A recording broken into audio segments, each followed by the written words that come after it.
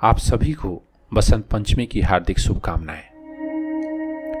मां शारदे विद्या, बुद्धि और ज्ञान की देवी, और इस अवसर पर एक चिंतन ज्ञान के 5 स्वरूपों का, जो भागवत गीता से प्रेरित है। पहला, ज्ञान नाव की तरह। समय की नदी में ज्ञान नाव की तरह है। मनुष्य का जीवन समय की नदी में बह रहा है। जन्म से बचपन, जवानी, बुढ़ापा और मृत्यु का एक सफर है जो समय रूपी नदी की धारा में निहित है। और यहां कौन किस प्रकार इस नदी को पार करने में सक्षम है, ये इस बात पर निर्भर है कि उसके जीवन में ज्ञान की नाव कैसी है। इस नाव में दिशा है कि नहीं, ये नाव मजबूत है कि नहीं। जीवन के विपरीत परिस्थितियों को संभालने के लिए, जीवन की चुनौतियों का सामना करने के लिए क्या इस नाव का कोई सही कैप्टन है? कैसी नाव बनाई है अपने जीवन में ज्ञान से, ये एक महत्वपूर्ण संदर्भ।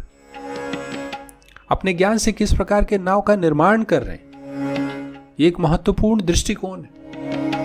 सर्व ज्ञान प्लवे नैव वृजिनम संतरिष्यसि।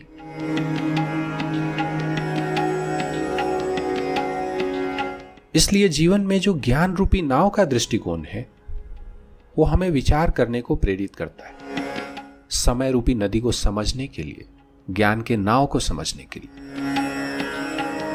दूसरा, ज्ञान अग्नि की तरह है। लकड़ी काफी मजबूत है, पर अग्नि में उसे जलाने की क्षमता है।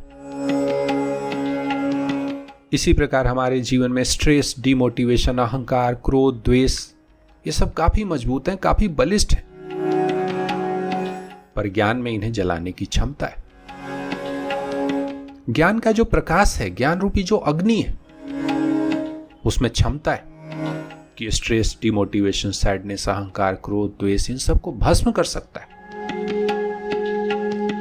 यही कारण है कि जैसे कोई व्यक्ति उदास है, चिंतित है, और उसे कोई गाइड कर दे, उसे कोई मोटिवेट कर दे, जो उसे सही ज्ञान चाहिए वो मिल जाए, तो उसकी उदासी खुशी में बदल जाती है। यानी कि अग्नि रूपी ज्ञान से उसकी उदासी, उसके दुख दूर हो गए। अब वो खुश है, उत्साहित है, फिर से जीवन में एक नई ऊंचाइयों के लिए, जीवन की नई चुनौतियों का सामना करने के लिए। ज्ञानाग्नि सर्वकर्माणि भस्मसात् कुरुते तथा। तो इसे ऐसा समझा जाए कि जब उत्साह रूपी ज्ञान की अग्नि प्रज्वलित हो जाए, तो उदासी, स्ट्रेस, ये सब काफी दूर चले जाते हैं। इसलिए ज्ञान की अग्नि को प्रज्वलित किया जाए। तीसरा, ज्ञान जल की तरह पवित्र करने वाला है। जैसे कोई व्यक्ति पवित्र होना चाहता है तो स्नान कर लेता है, नहा लेता है, नदी में एक डुबकी लगा लेता है, गंगा नदी में एक बार डुबकी लगा लेता है। तो यहां पवित्र करने वाला कौन है? नदी है, जल है। इसी प्रकार ज्ञान में पवित्र करने की क्षमता है। नहीं ज्ञानेन सदृशम पवित्रमिह विद्यते।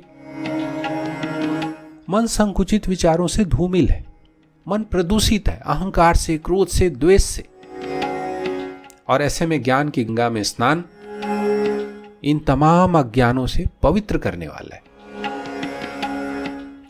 जैसे कोई व्यक्ति नदी की धार में डुबकी लगाए तो निर्मलता की, स्वच्छता की अनुभूति होती।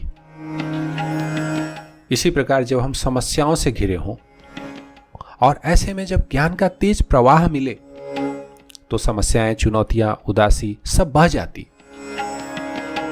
विडंबना यह है कि जब हम विपरीत परिस्थितियों का सामना कर रहे होते हैं, उदासी, मायूसी के माहौल में होते हैं, तब हम ज्ञान को भूल जाते हैं।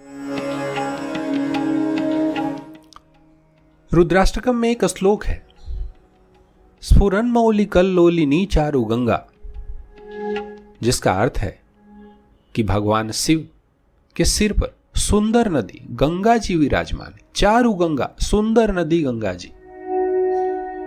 यह सूचक है क्यों न इंसान के मन में भी ज्ञान रूपी गंगा हो, क्योंकि जब मनुष्य के मन में ज्ञान गंगा की प्रचंड धारा होगी तो क्या उदासी, मायूसी, क्रोध, द्वेष, ये सब नेगेटिव एलिमेंट्स उसमें रुक पाएंगे?